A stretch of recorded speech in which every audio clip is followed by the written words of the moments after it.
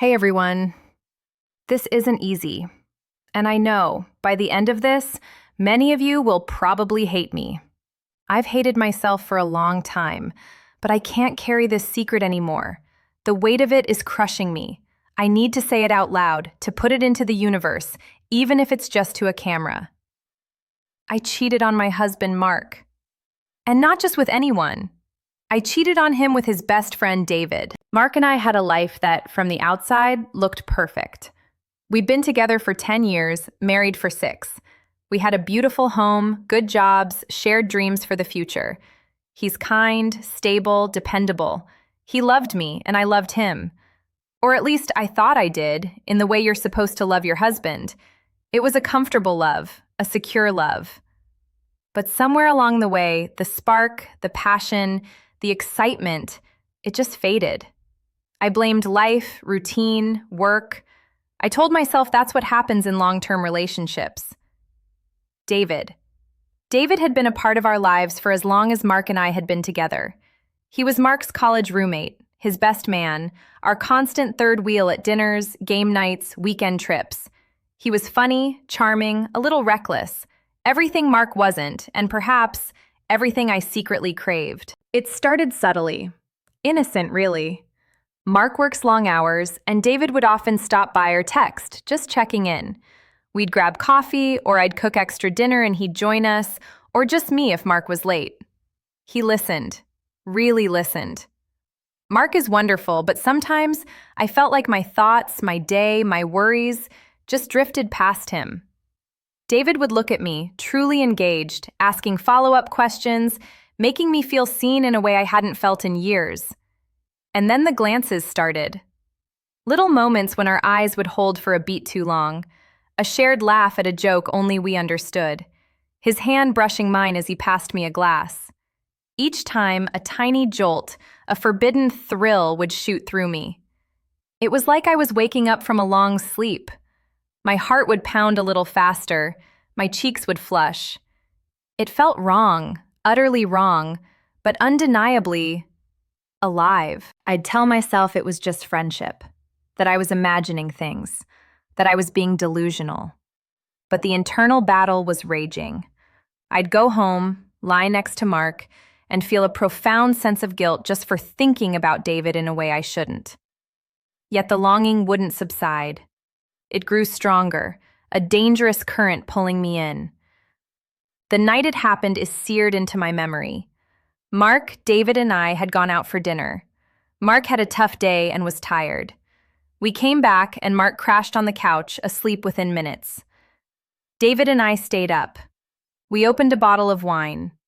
The conversation flowed, easy and intimate. We talked about everything and nothing, our dreams, our disappointments, the quiet parts of our lives we rarely showed anyone. The air was thick with unspoken tension. He reached for my hand across the coffee table. His touch was electric. I didn't pull away. My heart was thumping so hard I thought it would burst. All my resolve, all my rational thoughts crumbled in that moment. I knew it was wrong. I knew it would shatter everything.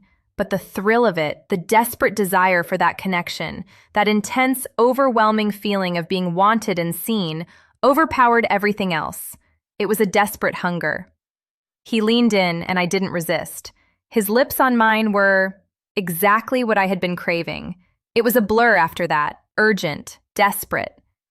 We ended up in the guest room, just down the hall from where Mark was sleeping. Every sound, every creak of the floorboards felt amplified. The thrill was intoxicating, laced with a terrifying sense of impending doom. It was exhilarating and horrifying all at once. It felt so incredibly good and so incredibly bad. When it was over, the immediate aftermath was a deafening silence.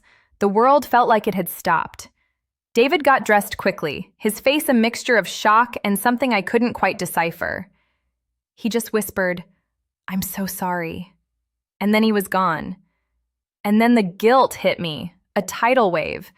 It wasn't a gentle lapping shore, it was a tsunami that swallowed me whole.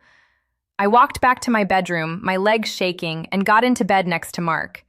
He stirred, mumbled something incoherent, and pulled me closer.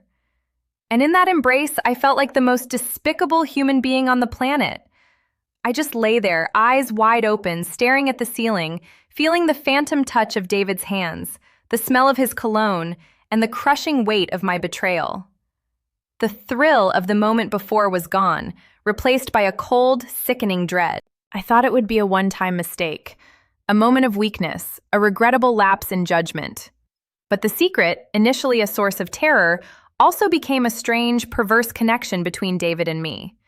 It was a silent understanding, a glance across the dinner table when Mark was talking, a code word in a text. The thrill of almost getting caught, of living a double life, was addictive.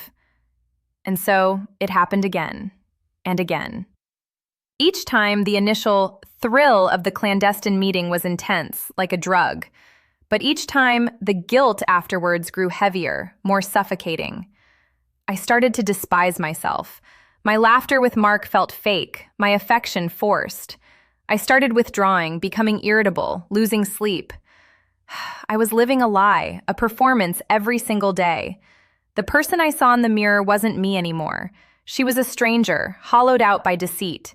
David, he was conflicted too. We talked about it in hushed tones after we'd done something irreversible. He felt the guilt just as profoundly. But neither of us seemed able to break free from the intoxicating pull, the dangerous relief we found in each other's arms, even as it was destroying us both, and Mark by extension. I can't do it anymore. I can't live like this. The weight of the secret, the hypocrisy, the constant self-loathing, it's unbearable. I look at Mark, at his trusting eyes, his unwavering love, and I feel a pang so sharp it takes my breath away. He deserves so much better. He deserves the truth. And I deserve whatever consequences come my way. I don't know what I'm going to do after I post this. I don't know how I'm going to tell Mark. I don't know what will happen to David or to our friendship or to Mark's. Everything is going to shatter, and it's all my fault. I caused this. This isn't me seeking absolution or sympathy. This is me taking the first terrifying step towards honesty, towards owning my mistakes, towards facing the devastating repercussions of my actions. There's no excuse for what I did. I betrayed the man I promised to love and cherish, and I betrayed his best friend's trust. I'm truly, deeply sorry for the pain I've caused, and the pain I'm about to cause. I had to say it, out loud, to finally unburden myself, even if it means losing everything. I look down, my voice catching slightly. I wipe a tear from my eye. Thank you for listening. I look up, take another deep breath, and the video fades to black.